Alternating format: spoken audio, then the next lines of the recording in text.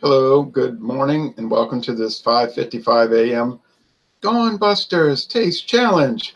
Well, it's dark outside. It's daylight savings time, right? So 5:55 is in reality 4:55. I don't like daylight savings time enough for that rant. This morning we have from 1911. Not the same recipe. They've changed most of these whiskeys. Like my friend David said, they watered them down and made them less alcohol. You know, many of these were 90, and then they dropped them to 86, and then eventually 80. But anyway, whatever the case, it's Seagram's VO Canadian, introduced in 1911. A Sazerac brand since 2018. When Seagram's went out of business, Diageo got it, and now Sazerac has it. Not a real company anymore, Seagram's. Like so many consumer brands, it's founded by somebody and then it gets bought out. That can be for any product, food, liquor, anything. Okay, so you know VO, no one knows what VO stands for. I got this on a pretty good price. I think at Winn-Dixie. I think it was one of the deals where they had the little rebate tag hanging off the neck, and if you bought 2 bottles, you got $5 back, something like that. So it ended up being cheaper. So I think I bought the 7 Crown in this, and I mailed it in, and I got the refund. It doesn't take long to get it. All right, we're going up against Gibson's Finest. This is a company that was started by a man named Gibson in the United States. And when Prohibition came into effect in 1933, he fled to Canada to keep making liquor. And then it got bought out, and then it kind of went away. It faded. There was no Gibson's. But whoever bought it, we started Gibson's in 1972, Canadian whiskey. The current 12-year aged. Well, I know it's owned by William Grant and Sons today. So no, there's no longer Gibson's, except in the sense of it being a brand name. And this is aged 12 years. Gibson's Finest, 12-year aged. This is a huge, not a plastic either. It's a glass bottle. 1.75 liters. And you might see the 2 deer, a beaver, maple leaf, and looks like mountains. Okay, so like Canadian iconography. Gibson's Finest Canadian whiskey, Canadian, in English and French. Rare. It's kind of rare around here. Might not be rare where you live. It's rare. I bought it at Savannah Discount. And they had a crazy price. This huge glass bottle, and I'm not joking, was $9.99. I repeat, $9.99. And I have Canadians telling me if I bought that huge bottle in Canada, it would be $65. I said, well, it's an unusual price here, honestly. I don't know why it was that low. I didn't ask questions. I just bought it.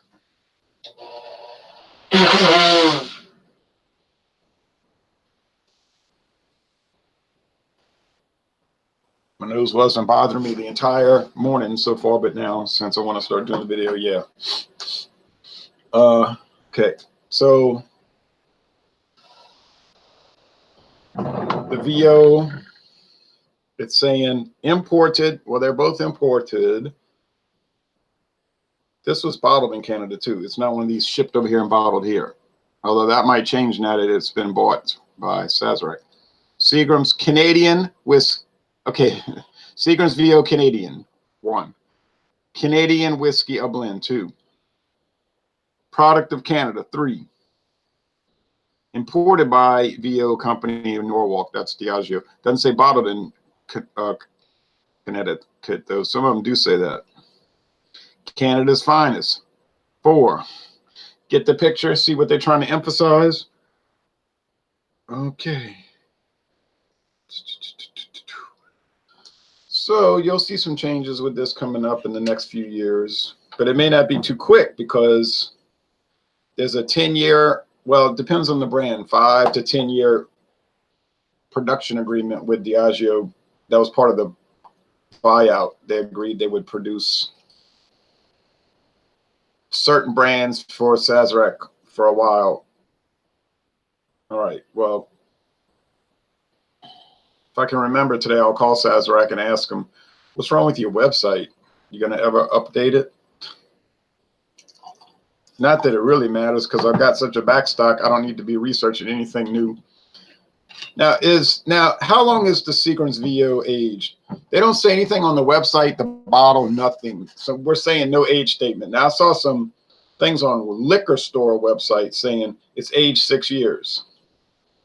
Maybe they got that off a sell sheet from Diageo Seagram's. I don't know. But I'm not going to go with that. I'm going to just say no age statement. No. If you look at the old 1950s advertisements for VO, yeah, it says aged 6 years. But I'm not seeing that now. All right. Gibson Finest, 12 years. The youngest whiskey in this blend is 12 years old. Another nice thing about it, it's a cork, and it's a real cork. It's not one of those plastic. Although some people tell me the rubberized is better because it won't dry rot and fall into the product. And I had that problem with the whoa, yikes. I had that problem with the Wild Turkey 101. I pulled the cork out and it just broke off. It just would like disintegrate it. It was a 1983 bottle. It had been aged since 1975 and it had never been opened. And so, oh, what a mess. I had to get a strainer and pour all the whiskey through the strainer to collect the cork. So maybe they're right about that. Now, am I going to be able to tell these apart? I would think so, based on the fact that I think the Seagram's is sort of distinctive. And secondly, I didn't think that the Gibson's was so fabulous. I thought it was good. I gave it a B+. But some of the Canadian members of Alcohol Legs, that's our group, you can join it, they were saying, a B+, man, that thing's an A. What's wrong with you? You know, oh, no. I said, well, that's just the way I saw it. I thought it was very good. I didn't think it was excellent. But these scores are subject to change. They're not locked in like you say, well, I drank Sierra Nevada Pale Ale in 2002 and I scored it an A-, and you have to stick with that score. That's what you scored it then at that time, you know, when you were reviewing it. Poured too much. Okay. Be sipping on these for a while. You know what? I think I'm going to pour a little bit back in there. I don't want to drink that much, and there's no use wasting it. I would consider it wasting it because I want to use this for taste challenges and whatnot.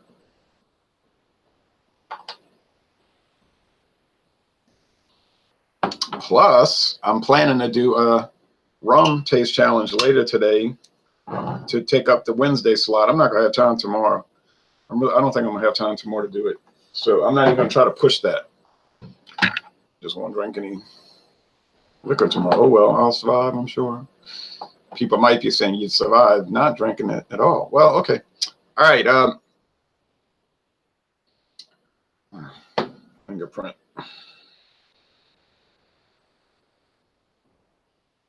The color is the same. Really, there's no difference. They're just golden, standard golden. Well, with the Scotch, I notice you'll get all kind of different shades. The greenish gold to straight gold to amber and all. The Canadian whiskeys seem like they're almost always the same color. Gold. Do they add color in? They might. They're allowed to. Doesn't disqualify it. So, but if it's aged 12 years and it's just this shade of gold, you would think it's not colored. It would take on some of that. Even though it's a used barrel, almost assuredly a used bourbon barrel. Another thing about these two Canadian whiskeys, they're not too flavored tasting. You know what I mean? Like if you get Canadian Limited or Rich and Rare or what's that other one? Canadian Leaf, their taste is very flavored. Like I don't know what they have in it. It has to be some kind of liquor flavoring though, like brandy, rum, sherry. other wines that are barrel aged. They can even use bourbon. So you start getting all those mixtures in there, and then they can vary the rye level, the wheat level, the base malt, you know, the base whiskey level, corn alcohol, grain alcohol level. I saw some commentary. It wasn't official. It wasn't from some company now. It was from somebody writing about Canadian whiskey. And he was saying they must use column still whiskey. They can't use grain neutral spirits in Canada. That's an American thing. But I said, I don't know about that, because I think it's the same product. They call it different things.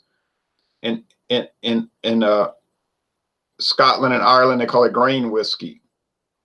In Canada, the grain whiskey. But if you notice on Black Velvet's website, and Black Velvet's owned by an American company, and it might be Constellation Brands from New York. If you look on Constellation Brands product PDF file, they have all these files. I don't care what product it is. It could be the cheapest thing, like Wild Irish Rose wine. Okay, but they had this extensive,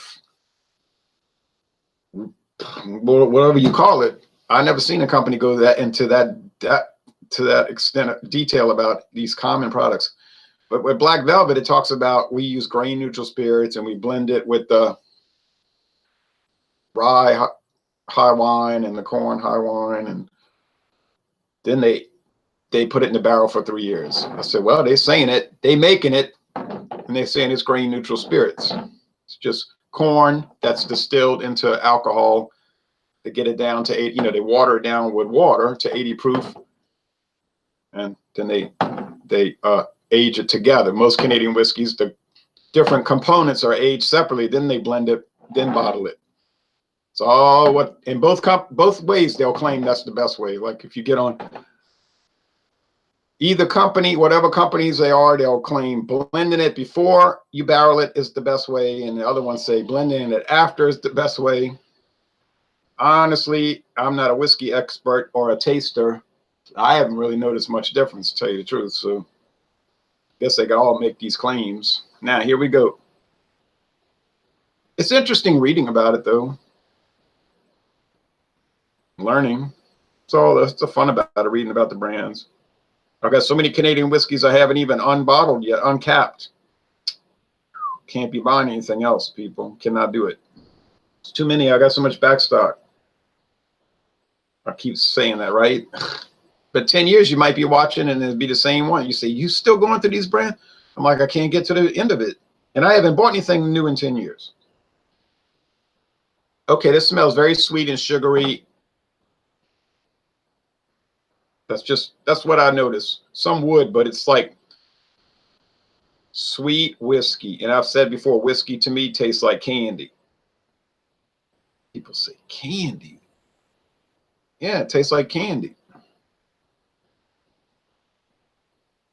This smells even more like candy, so this must be the VO. Because I think the Gibsons be more woody. I don't know. But I don't know. There's wood starting to come through here. There's oak coming through. Okay. Good thing I was blabbing, because I let the whiskeys breathe. I'll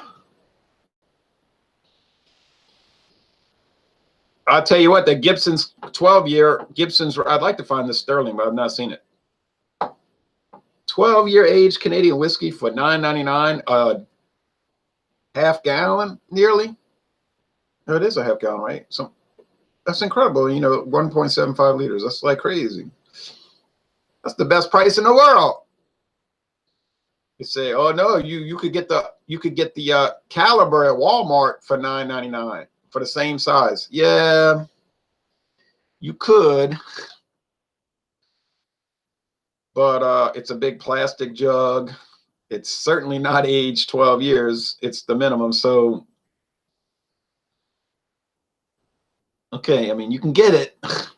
You might regret it. I got a half size. I mean, I got a 750 for $5.96. That's enough. That's enough. I'm glad to have that. I don't need the big jug.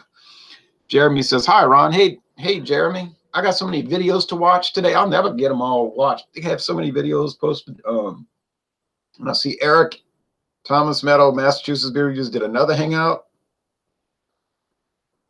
I said, they doing hangouts like crazy now. Pretty soon it's going to be a perpetual hangout. It'll be like a 24-hour, 7 days a week hangout. Oh, man. But I'll look at it. I'm not putting that down. I'm not making fun of it. It's just funny. You know what I mean? Like, but I was wasting time anyway. I wasn't doing anything important. I should have joined the hangout, but except I had already drank the beer for the day. The Schlitz versus Miller High Life. Schlitz easily won. Easily won. Now this one's not going to be easy. This one's kind of hard. I mean, the aromas are, the appearance is the same and the aromas are similar. I don't know. I don't know. Oh no, they're not the same. Never mind. Retraction. This one in my right hand is much more like sweet and sour sauce. Not that it is sweet and sour sauce, but just something tangy about it. Is it more, you say, no, it's more rye. I don't know. I think it's more of a barley malt content, a higher barley malt content. Don't even waste your time. I mean, I'll put the link. You can look at it if you want. I have the link. But I'm saying don't even waste your time looking at the Gibson's website. It tells you nothing. It's got some guy dressed like a hipster kind of cool guy. And you roll your eyes, say, oh, no, not this. And he's like, hey, you know, pouring some Gibsons for somebody. And the guy at the bar is cool, and he's drinking it. And I'm like, well, that's nice, I guess. I don't know what about the whiskey? Like, what about the brand? What about the product? Oh, we don't worry about these technical details. It's all about wearing a vest and a ponytail. Okay. I would think, but I'm maybe more the nerd, geek, not nerd. Well, yeah, both. Geek, nerd, dweezil, dweeb, gimboy, or whatever. Oh, no, none of those terms. I meant to say enthusiast. I like the technical details, but you'll get none there. And I mean none. I can't join all the time, but I watched. He's laughing. I can't join all the time either. And then I know one of the people is going to say, are you quitting? You don't like it anymore? Because of what I didn't do the last two. I have things to do. I mean, I do other things like go to games, baseball games, go to meetings for different organizations. Or perhaps I just don't feel like doing it. But I'm not quitting. All right, it's time to taste because I can't get, I think on the nose, this is the Gibson's in my left hand and it's the Seagram's on the right. That's I have an inkling. And I still have to watch all the baseball highlights. And what, they had 11 games yesterday? ESPN used to have nice little minute-and-a-half highlights, but they don't have anything anymore, just little clips. I think MLB took control of that and say, you want to watch a game summary, you got to watch it on MLB daily recaps. They don't want it being on ESPN. Even if you watch ESPN television, they'll show a game like the Cubs and the Braves, and it'll be quick, like seconds. You can't even hardly process it. And then they go to a commercial. It's like, why they run through it? Why are they running through it so fast? And I think that's something to do with copyright. Either that or ESPN doesn't want to bother showing good highlights because they'd rather talk about politics and social change. I mean, who ever heard of a sports channel talking about sports? I mean, it's insanity. Taste time, because I can't quite get a handle on this.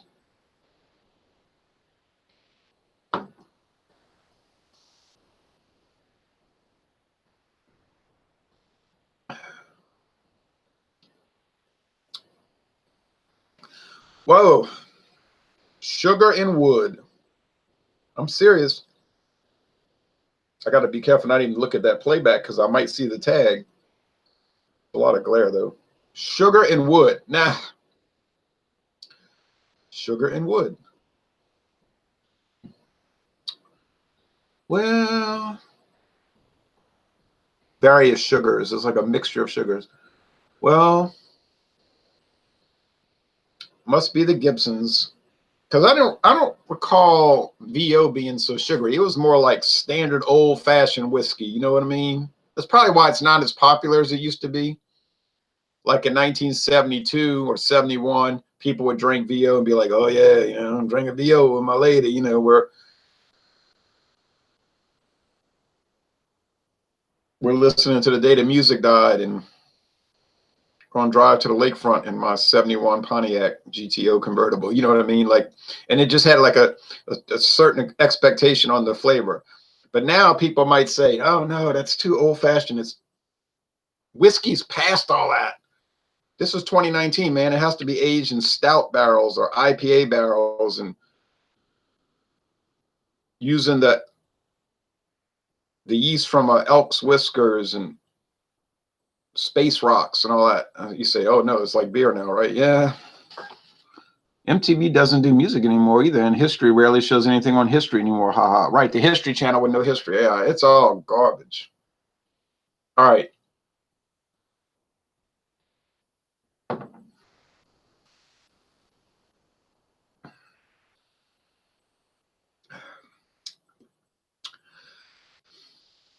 It's some sugar, but it's a lot more rye here. Whoa, whoa. Wood and rye spice. Well, that is peppery. That is so peppery. Hey, you like pepper in your whiskey? Black pepper? I'm going to go eat a Reuben sandwich. I need sauerkraut. I have some in the fridge. I need some corned beef. I need a kosher pickle. I need potato chips. Woo! Wow. Toot, toot. Oh, no, no, no, no, no. They're not the same, babe. They're not the same, babe. Hi, Ron, says Maxwell. Hello to you over there in the Russian Federation. I'm about to make a video about NATO, I think. NATO, the NATO, North Atlantic Treaty Organization. Well, I'm going to be ranting and raving on that video. I think I might call it Get Out of NATO Now. Something like that. Nobody will listen. All right.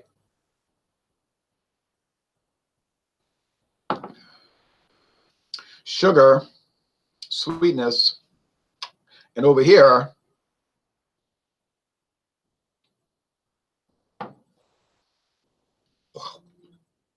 wood and ride to the sky. This is ride to the sky. That's what they used to call Canadian whiskey, rye whiskey. They just call it rye, even though it really wasn't like if you get a Jack Daniel's rye today or Sazerac rye or one of these other rye bourbons or something, rye whiskeys.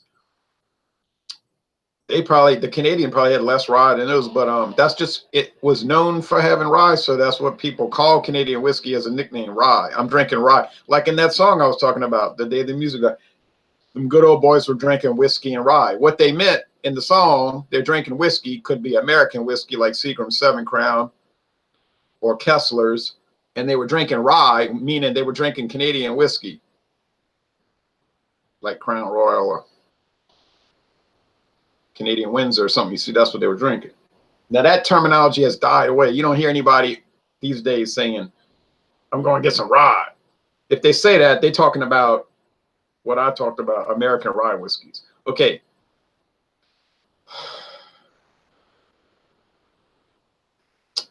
I don't know. Which one's better? Oh, yeah. Before I try to determine which is which, let's say which one is better.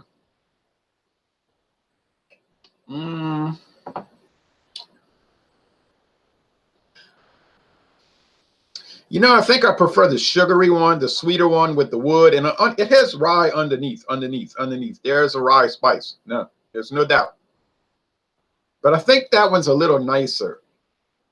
But neither is bad. I mean, you could buy either one. You'd be happy. Cool fact on the rye, says Jeremy. Yeah, I was reading about that. It was kind of interesting. Very interesting, really. So, like the word stout. Years ago, that was just really talking about any strong beer. Like Old English, they used to call it Old English stout malt liquor. Look up the old ads. Stout malt liquor. That's what they call it. Stout malt liquor. Meant super strong. It was like 8% by weight. If you look at those real old ads, they're real small, but you can blow them up, and it's like, it's got a different name. It's Old English 600 brand back then, stout malt liquor, and then it said 8% by weight. I said 8% by weight. That's like 9% by volume. No wonder they called it stout. And then people always said, no, you couldn't even list alcohol on a beer label until 1994. You couldn't list the alcohol. Well, then I guess somebody was breaking the law, because it's clearly shown on the label, 8% by weight. Now, maybe they were violating the regulations, and the U.S. government noticed it and said, you can't put that on there. And the little company might have said, oh, we sorry, we didn't know. It was a little bitty company. I can't remember the name of it. Ruff's People's Brewing, some little small company in Minneapolis, and then they sold out, and then it got reformulated. I don't know about reformulated. Yeah, that too. Revamped as a Pabst brand in 1964. The current Old English 800 brand malt liquor, which comes in various alcohol levels now today. There's a whole range of ABV. Anyway. But that's what I'm saying. Back then, 50 years ago, 60 years ago, stout could have meant anything. Now it's just a dark, strong porter.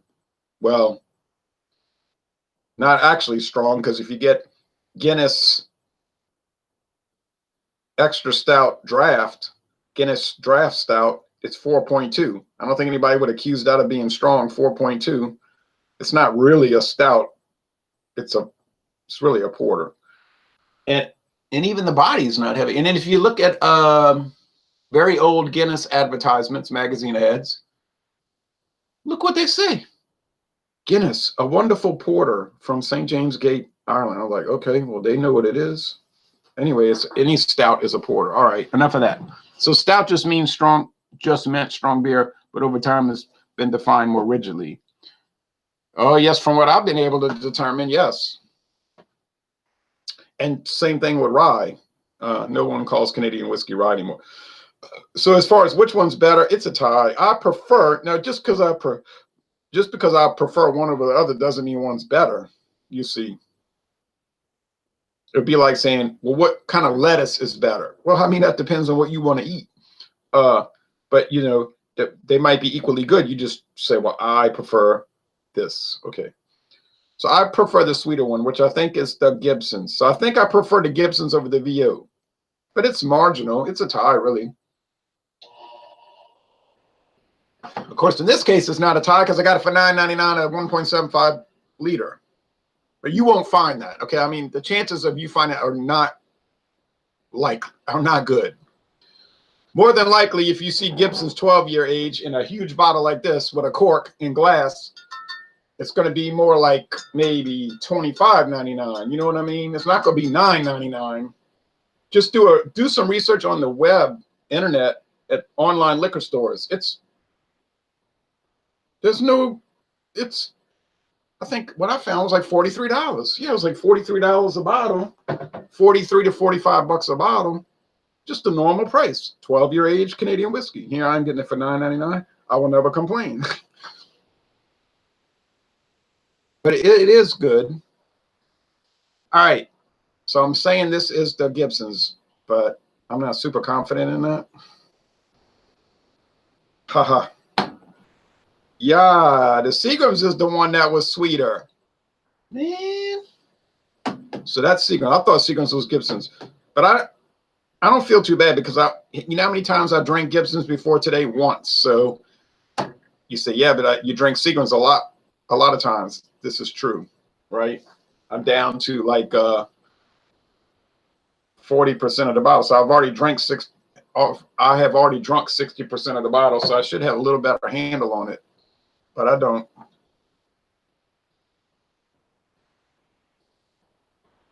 Okay. So it's the Seagrams that's sweet and sugary with a little wood and a very slight rye. Oh, yeah. Okay. Guess I'd buy Seagrams. VO. Okay. next time we do a whiskey challenge, I'm planning to do Seagram's VO Gold, the 8-year aged version. So we're going to have an 8-year versus a 12-year. Ooh, that could be a little closer. This was very close, though. Very close. And got to think about it. I got to remember. It's hard to remember the wood and a lot of rye spice. Okay, I got to remember that. Gibson's wood and a lot of rye spice. But it does have that sourdough. Now, the sweet and sour sauce thing. And the aroma. Okay. Well, what is really, really, really stand out about these two? I guess there's nothing super stand out about them. They're more standard than exceptional in the sense that you could tell somebody, like somebody might say, I never had a Canadian whiskey before. These would be two good examples. Say, look, we'll try this Seagram's VO. They might try it, like it, never go to anything else. Or the Gibsons, they might try it and like it and just never change.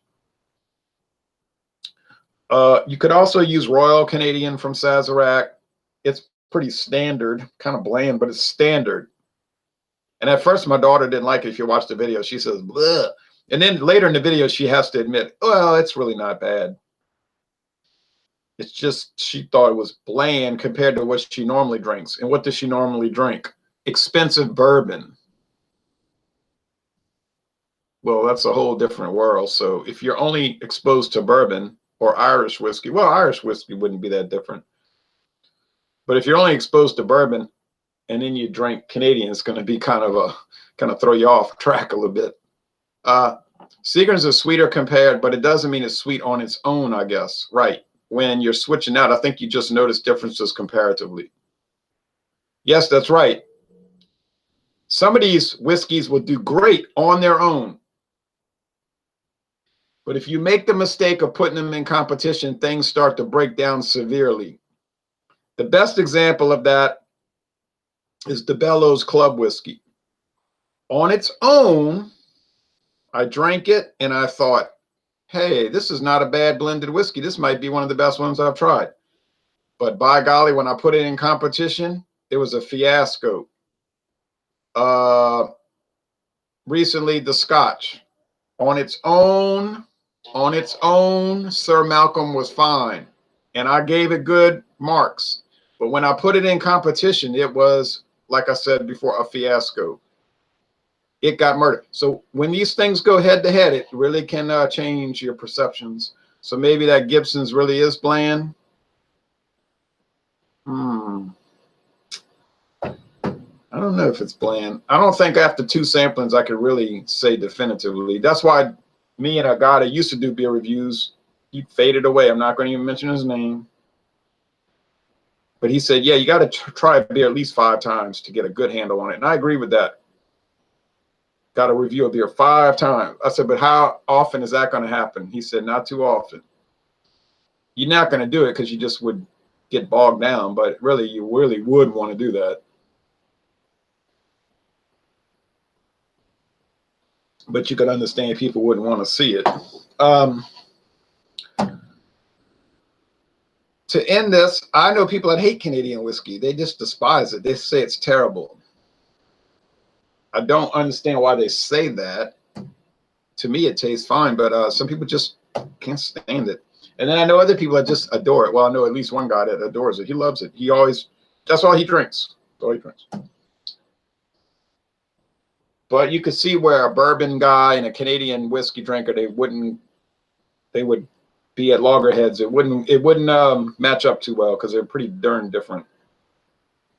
All right, well, thanks for watching this video production. And later today, we're going to do the rum challenge. That's the plan, at least. That'll be very interesting. Very.